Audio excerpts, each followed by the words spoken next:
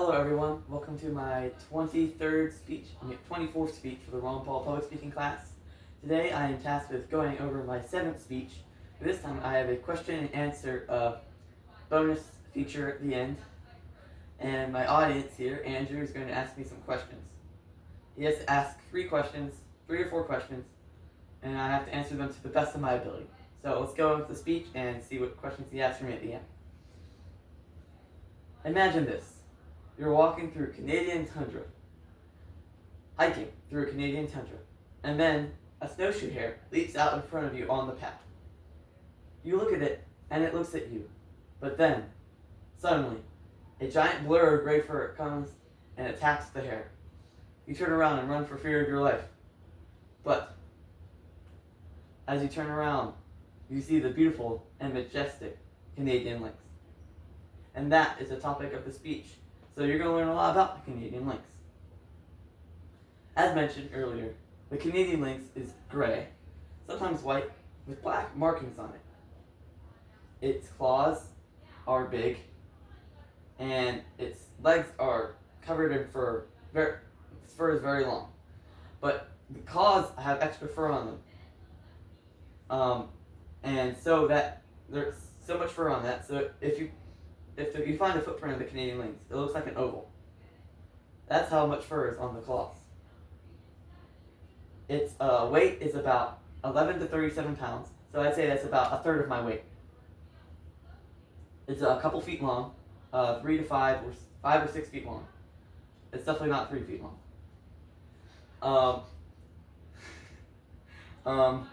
So the habitat for the Canadian lynx is in Canada. Duh. But since Canada is very huge, they have very huge territories, and these territories can be controlled by up to a single lynx. Many, many acres for just a single lynx. They need a suitable hunting ground. They do not like the tundra itself, but they prefer the dense forests in the tundra, because that is where the snowshoe hare lives. They are not endangered. And if you are a cat specialist and you're wondering why, you can thank the snowshoe hares. The snowshoe hares are the main diet of the Canadian lynx, and they eat them very often. However, the Canadian lynx is eaten by another animal. So it's not the highest animal in the Canadian food chain. The fisher is higher than the lynx. I'd say actually that they're pretty close to each other on the food chain, because lynx eat fishers and the fishers eat the lynx, but the fishers have been known to attack the lynx. And if a lynx is, say, from the floor to right here, a fisher would probably be half the size of this table. Yep, half the size of this table. That's how tall it is, and it can go at a lynx, go to its throat and kill it. It's very amazing. Just a single one can take on a lynx.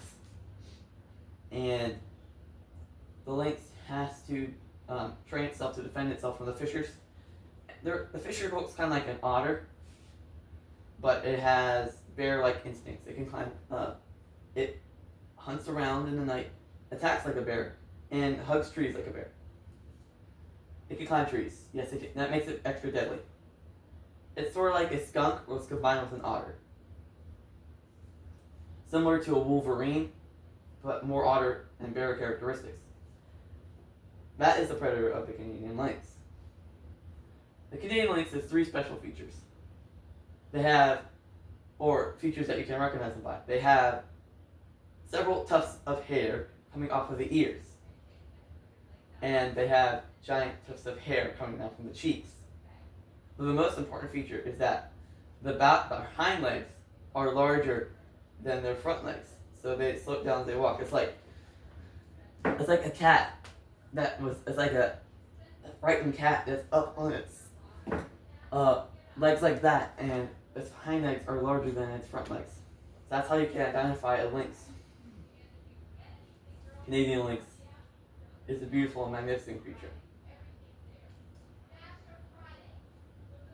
It has a beautiful habitat in the Canadian forests and the Canadian tundra. it has to feed itself well with snowshoe hair in order to defend itself from the fishery. And next time you hike, or next time you might hike through a Canadian forest, keep your eyes peeled for a blur of gray fur.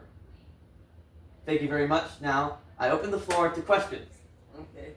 First question. Speak loud, please. What are the colors of the lynx eyes? I would say blue, but I don't really know about that. Next question. What is the heaviest lynx ever found? It was in the ballpark of 40 pounds. Oh. I would say, because it's 11 to 37 pounds. So I'm estimating about 40 to 48 pounds. I can do some research and get back to you if you would like. Yeah. Sure. Now, question 3.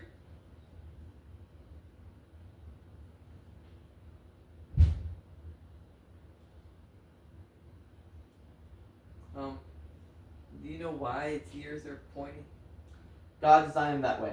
Okay. And question 4. I don't have them. You don't? No. Are you sure? No question 4.